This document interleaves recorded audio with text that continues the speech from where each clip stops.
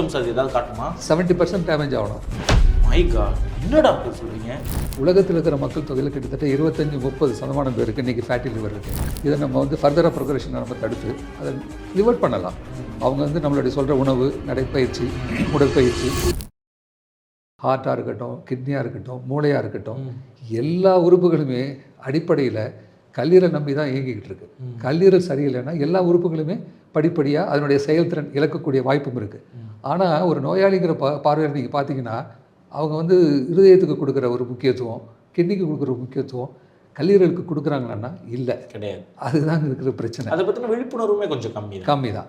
அதுக்கு ஒரு காரணம் இருக்குது. என்ன சொன்னால், இந்த கல்லீரல் ஒரு நோய் வந்துச்சுன்னா அது வந்து ஆரம்பத்தில் அறிகுறியே காட்டாது. ஆனால் ஒரு இன்ஃபெக்ஷன், ஒரு வைரல் இன்ஃபெக்ஷன் வருது, ஜாண்டிஸ் வருது அப்படின்னா கண் மஞ்சளாகிடும், நீர் வந்து மஞ்சளாக போகும், உடம்புல அரிப்பு இருக்கும். இதை பார்த்தோன்னே கண்டுபிடிச்சிருவாங்க மஞ்சக்காமாலை. எல்லா நோய்க்கும் மஞ்சக்காமாலை வராது. சில பெரிய நோய்கள் அது பாட்டு வளர்ந்துக்கிட்டே இருக்கும், வெளியிலே அறிவிக்காது, எந்த சிம்டமும் இருக்காது. ஏன் அப்படி இருக்குன்னா 70% ஆஃப் லிவர் செயலிழக்கக்கூடிய நிலைமை வர்ற வரைக்கும் மீதி இருக்கிற இந்த 30% ஆஃப் லிவர் இந்த உடம்பை சப்போர்ட் பண்ணிக்கிட்டே இருக்கும். 70% தாக்குதலுக்கு மேலே ஆனதுக்கப்புறம் 71, 29 அப்படிங்கிற ப்ரொப்போர்ஷன் வந்த உடனே போன மாதம் வரைக்கும் நல்லா தான் சார் இருந்தார். இப்போ பார்த்தீங்கன்னா வயிறு உப்பிக்கிச்சு, கால் வீக்கம் வந்துருச்சு, நடக்க முடியல, வயிறு கோத்துக்குச்சு, மஞ்சக்காமல் வந்துருச்சுன்னு சொல்லுவாங்க. அது ஒரு மாதத்தில் நடக்கிற விஷயம் இல்லை, பல வருடங்களாக பல மாதங்களாக நடந்துக்கிட்டு இருக்கிற கொஞ்சம் கொஞ்சமான டேமேஜ் 70% வர வரைக்கும் எந்த டெஸ்ட் பண்ணாலும் தெரியாது. லிவர் ஃபங்க்ஷன் டெஸ்ட்லாம் பண்ணிங்கன்னா தெரியாது. ஒருவேளை ஸ்கேன் பண்ணால் தெரிஞ்சிருக்கலாம், அவங்க பண்ணுறதுக்கு அவசியம் இல்லாது. ஏன்னா அவங்களுக்கு நோயில் சிம்டமே இல்லையே, எதுவுமே இல்லை. அதுதான் நிறைய பேர் இந்த நோயை பற்றி தெரிஞ்சுக்காமல் பெருசாக விட்டு வர்றாங்க நம்மகிட்ட. சரி டாக்டர், இப்போ நீங்களே சொல்கிறீங்க சிம்டம் இல்லைன்னு. அப்போ நம்ம பொதுமக்களை போய் சிம்டமே இல்லை, அவங்க ஏன் ஸ்கேன் எடுக்கணும்? எல்எஃப்டி கூட பண்ணி பார்க்கலான்னு வைங்களேன். லிவர் ஃபங்க்ஷன் டெஸ்ட் பண்ணி பார்க்கும்போது தெரியாதுன்னு சொல்கிறீங்க, ஸ்கேன் பண்ணால் தான் தெரியும்னு சொல்கிறீங்க. சம்மந்தமே இல்லாமல் ஒரு உறுப்புக்கு ஸ்கேன் பண்ணி நான் ஏன் டாக்டர் பார்க்க போகிறேன்? பார்க்க மாட்டேங்களா? நல்ல கேள்வி தான். நிறைய சமயங்கள் இப்போ நாங்கள் கண்டுபிடிக்கிறது பார்த்தீங்கன்னா அவங்க ஏதாவது மாஸ்டர் ஹெல்த் செக் பண்ண போகிறாங்க. ஆமாம். அல்லது வேறு எதுக்கோ போய் அவங்க ஸ்கேன் பண்ணுறாங்க. வயிற்று வலி, வேறு ஏதாவது பிரச்சனை இருக்கும், மாதவிடாய் பிரச்சனை இருக்கும், வேறு ஏதாவது மோஷனில் ரத்தம் போகிற பிரச்சனை இருக்கும், அல்லது சரியாக செரிமானம் இல்லாத பிரச்சனை இருக்கும். இதுகளுக்கெல்லாம் போய் அவங்க ஸ்கேன் பண்ண போகிறப்ப தான் இந்த லிவர் ஃபேட். இப்போ பார்த்தீங்கன்னா 100 பேருக்கு ஸ்கேன் பண்ணாங்கன்னா அல்ட்ராசவுண்ட், சிம்பிள் அல்ட்ராசவுண்ட் ஸ்கேன், அதில் கிட்டத்தட்ட 40லேருந்து 50 பேருக்கு ஒரு உபரியாக ஒரு டயக்னோசிஸ் கொடுப்பாங்க. அது என்னன்னு கேட்டால் ஃபேட்டி லிவர். ஃபேட்டி லிவருங்கிறது தான் இன்றைக்கி உலகத்தையே பிடிச்சி உலுக்கிக்கிட்டு இருக்கிற நோய். உலகத்தில் இருக்கிற மக்கள் தொகையில் கிட்டத்தட்ட 25-30% பேருக்கு இன்றைக்கி ஃபேட்டி லிவர் இருக்குது. அதுக்கு காரணம் என்னென்னா லைஃப் ஸ்டைல், அதாவது நம்ம வாழ்வியல் முறை டோட்டலாக மாறிடுச்சு. இப்போ நம்ம ஒரு கடைக்கு போய் காய் வாங்க கூட நம்ம நடந்து போகிறதில்ல, வண்டியில் போகிறோம், நிழல்லையே இருக்கோம், ஏசிலேயே இருக்கோம், வெயில் உடம்புலையே படுறதில்ல. நம்ம சாப்பிட்ற உணவில் இருக்கிற கேலரிஸ் இருக்குல்ல, அந்த சக்தி, அது செலவு பண்ணது போக மீதி என்ன ஃபேட்டாக கன்வெர்ட் பண்ணி அது லிவர் வச்சுக்குது உள்ள. அது என்ன நினைக்கிது, நாளைக்கு இவன் சாப்பிடாமல் இருக்க போகிறான் அல்லது விரதம் இருப்பான், ஏதாவது உணவு கிடைக்காத கஷ்டப்பட்ட நேரத்தில் நம்ம உதவுவோம்னு சொல்லி நமக்கு நல்லது செய்கிறதா நினச்சிக்கிட்டு இந்த எக்ஸ்ட்ரா எனர்ஜியை அது ஃபேட்டாக கன்வெர்ட் பண்ணி லிவர் தனக்குள்ளே வச்சுக்குது. இது ஆரம்பத்தில் தெரியாது. நாளடைவில் அடைவில் என்ன ஆகும்னா கொஞ்சம் கொஞ்சமாக அந்த லிவரில் போய் இது உட்காரும்போது லிவருடைய செயல்திறன் குறைஞ்சிருது. உதாரணமாக எடுத்துங்களேன், உங்கள் வீட்டுக்கு ஒரு கெஸ்ட்டு வராங்க, 2 பேர் வந்தாங்க, 2 நாள் இருந்தாங்கன்னா பிரச்சனை இல்லை. 20 பேர் வந்து 2 வருஷம் இருந்தாங்கன்னா என்ன ஆகும்? பெரிய பிரச்சனை. உங்களுடைய பிரைவசி கெட்டு போகும், உங்களுடைய சிக்கல் வரும், பிரைவசி கெட்டு போகும், உங்களுடைய செயல்திறனே கெட்டு போகும். உங்கள் வீட்டில் உங்களால் ஃப்ரீயாக இருக்க முடியாது. அதே நெருக்கடியை தான் இந்த ஃபேட்டு வந்து அந்த லிவருக்கு கொடுக்குது. இதுக்கு பேர் தான் ஃபேட்டி லிவர் டிசீஸ்னு பேர். ஆல்கஹால் குடிக்கிறவங்களுக்கு இது வரும், அவங்களுக்கு இது ஆல்கஹால் ஃபேட்டி லிவர் டிசீஸ் சொல்கிறோம்.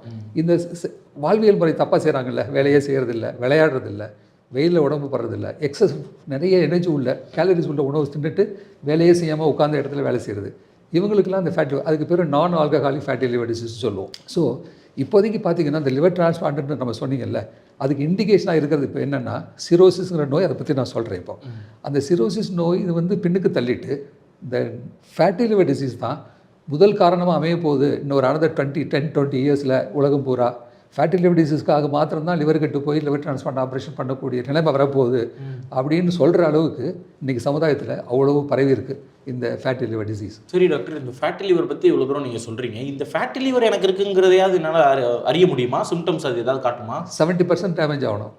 மை காட், என்ன டாக்டர் சொல்கிறீங்க? 70% கல்லீரல் டேமேஜ் ஆனால் தான் ஃபேட்டி லிவர் எனக்கு இருக்குங்கிறதே எனக்கு தெரியுமா? கண்டிப்பாக எதுவுமே தெரியாது. நீங்கள் எல்எஃப்டி பண்ணால் லிவர் ஃபங்க்ஷன் டெஸ்ட்டில் கூட ரத்தத்தில் டெஸ்ட் பண்ணும்போது கூட நார்மலாக தான் இருக்கும். ஆனால் ஸ்கேன் பண்ணிங்கன்னா கண்டுபிடிச்சிருவாங்க. வெரி சிம்பிள் டெஸ்ட், 10 நிமிஷத்தில் சொல்லிவிடுவாங்க. அதுக்கு அடுத்தது அந்த என்ன ஆகும்னு சொன்னால், சரி ஃபேட்டி லிவர் நம்ம சாப்பிட்ற உணவு தானே ஃபேட்டாக இருக்குது, நம்ம லிவரில் இருந்துட்டு போகுது, நான் சொன்ன செயல்திறன் குறையுது.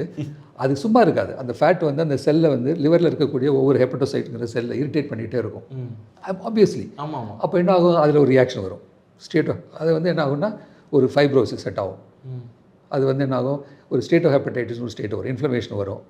அது இன்ஃப்ளமேஷன் வந்ததுக்கப்புறம் அதில் வந்து அந்த காயம் தானே, ஒரு வீக்கம் ஏற்படும், ஒரு அரிப்பு ஏற்படும், அந்த டேமேஜ் வரும். அந்த செல்லுக்கு சேரும்போது அது ரிப்பேர் ஆகும்போது திசுக்கள் உட்காரும், அதாவது தழும்புகள் உட்காரும். அந்த கிளாண்டுலர் செல் போயிட்டு தழும்பு உட்காரும்போது என்னாகும், அதுக்கு பேர் தான் சிரோசிஸ்ங்கிறது. ஓகே. நாளடைவில் அது கிளாண்டாக இருக்கக்கூடிய ஒரு ஸ்பாஞ்ச் மாதிரி இருக்கக்கூடிய ஒரு ஆர்கன் வந்து கல் மாதிரி ஆகிடும். கல் மாதிரி முதல்ல பெருசாகும், அப்புறம் பார்த்தீங்கன்னா சுருங்கிடும். அப்போது இயற்கையாக வேலை செய்ய வேண்டிய செல் கம்மியாகி இந்த தழும்புகளுடைய அளவு அதிகமாச்சுன்னா அதுக்கு பேர் தான் சிரோசிஸ். அந்த ஸ்டேஜ் வரும்போது நீங்கள் அவரை டயக்னோஸ்லாம் பண்ண வேணாம், அவர் நடந்து வரும்போதே உங்களுக்கு தெரிஞ்சிடும். வயிறு தள்ளி இருக்கும், கால் வீக்கம் இருக்கும், ஜாண்டிஸ் இருக்கலாம், மூச்சு விட முடியாது, அதுக்கு பேர் அசைட்டிஸ், அது மாதிரி டிகாம்பன்சேஷன் ஆகிடும் அந்த லிவர். அப்போது ஈஸியாக கண்டுபிடிச்சிடலாம். பட் கண்டுபிடிச்சி என்ன பண்ணுறது, கஷ்டம். அந்த நேரத்தில் சிரோசிஸ் ஒன்ஸ் செட் ஆகிடுச்சுன்னா it is almost like a மெலிகினன்சி.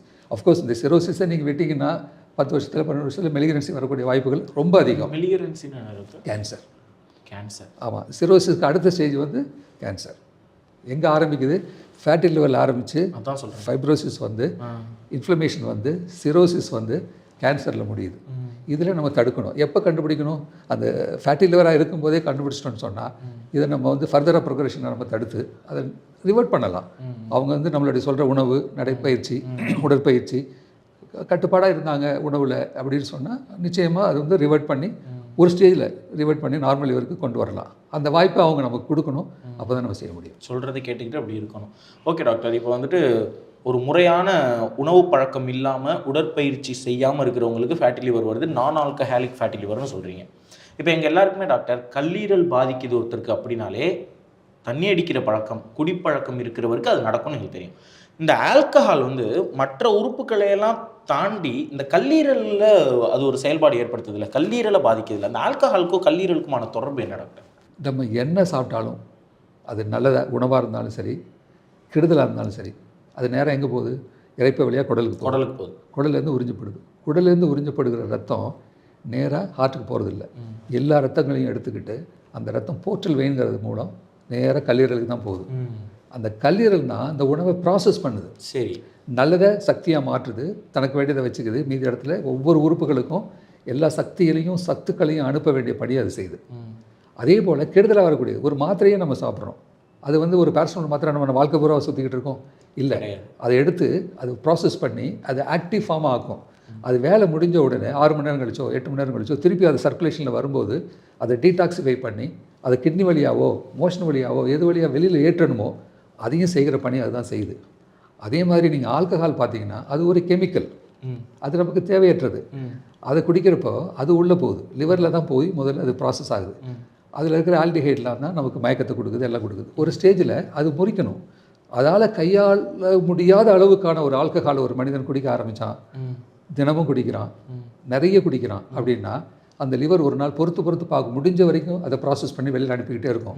ஒன்றுமே ஒரு நாள் கை தூக்கிறோம். அப்படி ஒரு நாள் கை தூக்கினதுக்கு பிறகு அவர் குடிக்க அவர் அந்த நோயிலேருந்து மீளவே முடியாது. யாரால் அன்டில் அதர்வைஸ் நீங்கள் ஒரு டிரான்ஸ்பிளான்ட் பண்ணி வேறு புது லிவர் கொடுத்தாலும் ஒழிய அவரால் குடிக்கவும் முடியாது, என்ன குடித்தாலும் அவரால் தாங்க முடியாது, அந்த லிவரும் அவருக்கு உதவாது. இதுதான் அந்த ஆல்கஹால். ஏன்னா ஆல்கஹால் வந்து லிவரில் தான் ப்ராசஸ் ஆகணும். ஆனால் மற்ற உறுப்புகளை விட ஏன் கல்லீரல் அதிகமாக பாதிக்கப்படுதுன்னா அதுதான் அந்த டீடாக்சிஃபைங் வேலையே செய்யுது. அதுவே நீங்கள் தாக்குனீங்கன்னா எவ்வளோ தூரம் தாங்கும், ஒரு ஸ்டேஜில் அது கைது. அது ஆனால் நம்மளை எந்த அளவுக்கு பாதுகாக்க முடியுமோ அவ்வளோ பாதுகாக்கும், முடிஞ்ச வரைக்கும். தேங்கப்பா, அதுக்கு இருக்கிற ஒரு வீரன் மாதிரி செயல்படுது. அதுக்கு ஒரு பொறுமை யாருக்குமே இருக்காது. கல்லீரல் அதையும் மீறி நம்ம இதை செஞ்சுட்ருக்கோம்.